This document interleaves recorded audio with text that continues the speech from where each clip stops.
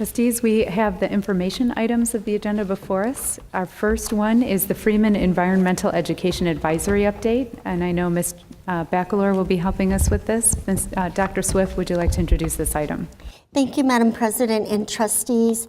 We're so very proud of our environmental education programming in the district. And trustees, I'm pleased to welcome this evening to participate in this presentation a person who needs no introduction, Mr. Dave Siegel, and Ms. Jenna Bacalor.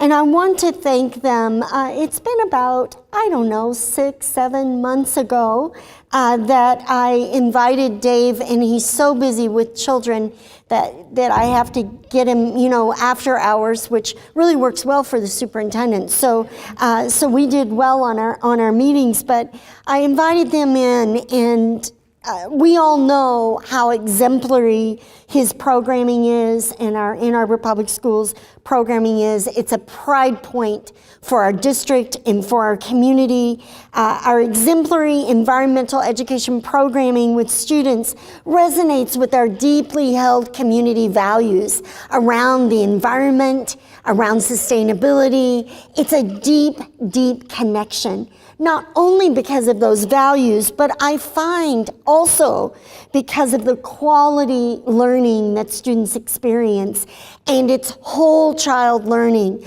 so that when I run into folks around town, everyone has a very strong memory of Mr. Siegel and the time they went on, fill in the blank, winter survival, et cetera, et cetera. And so we are so delighted with what is already in place, and we couldn't be any prouder.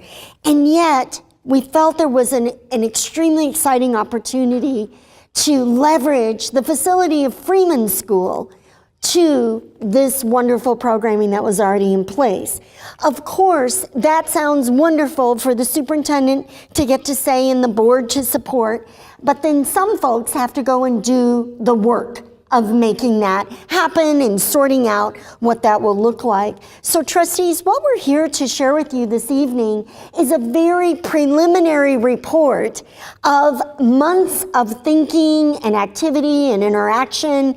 They've launched an advisory committee, and when you see the names, trustees, it's going to blow your mind of the presence of this committee, of our deep partnerships that Dave and his and folks that work with him have been developing these partnerships for decades. We're leveraging all of that behind this great new thing, which is Freeman School. Now, before they jump in, I do want to make a few qualifications. One is we won't be into Freeman School until July 1st. So that's Sunday.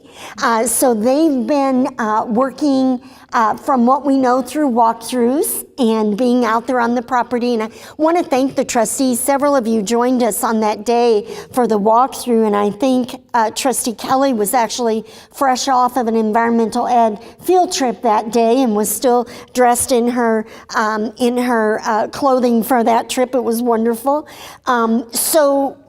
Trustees, what we do know is that this facility will be, we're calling it camp level.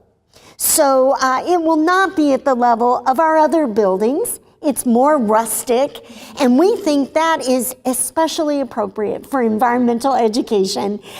So we will be this year looking at the addition of one teacher to partner with Mr. Siegel and really launch more into our environmental ed programming.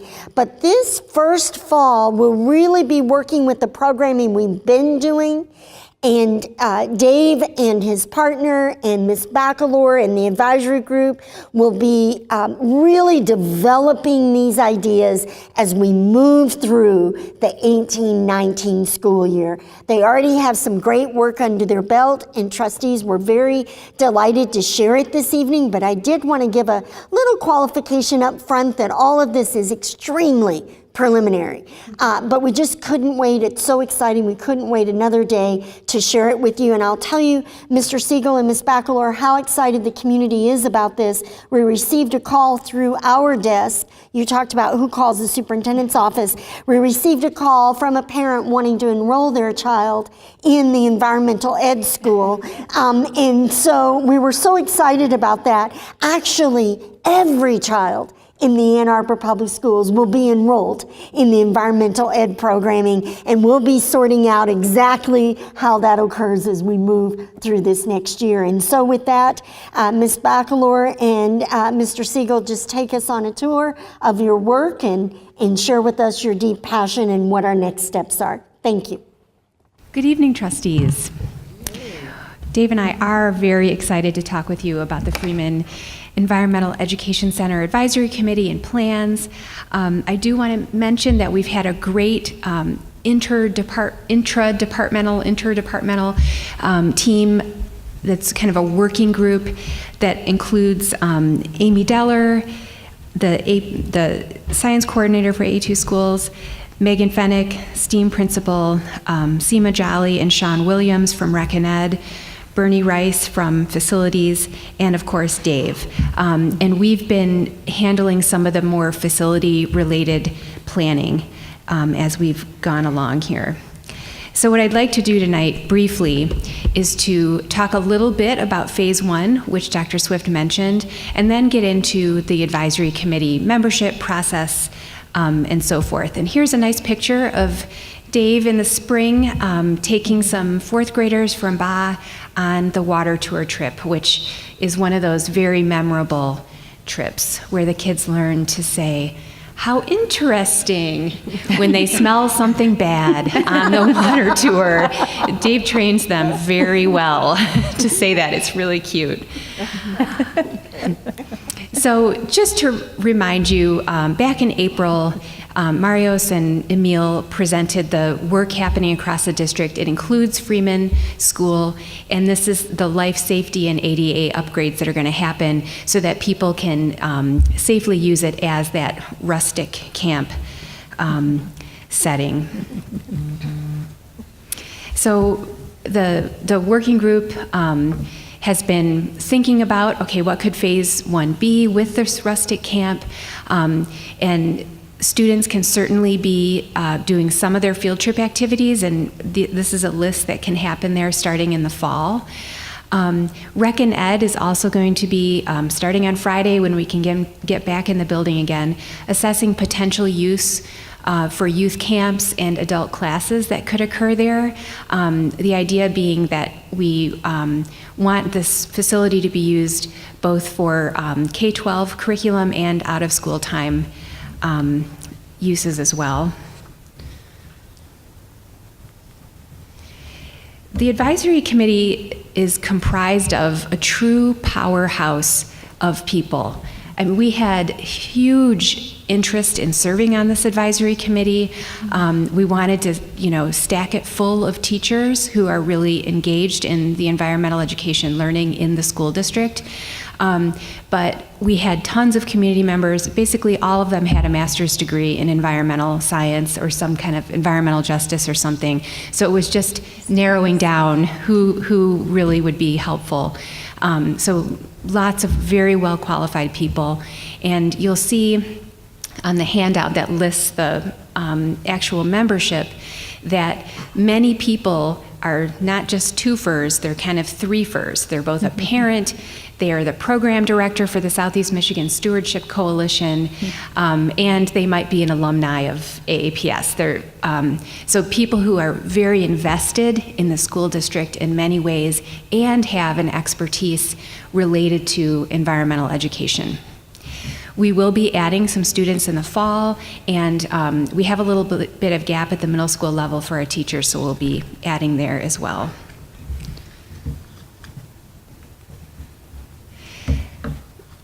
Starting this advisory committee, I always like to provide an informational meeting so people know what they're getting into and can decide, is this a good fit for me, and is it a good fit for the school district. And once again, here's a picture of Dave. He's talking at the informational meeting.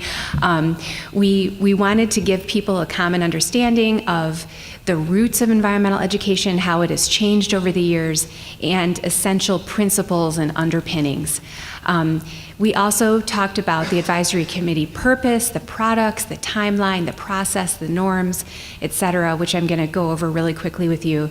And at the end, we asked people, hey, if you're game to do this, sign a commitment agreement that you will abide by these norms, that you understand what this process will be, and that some of those core values around equity, thinking of all students will be there.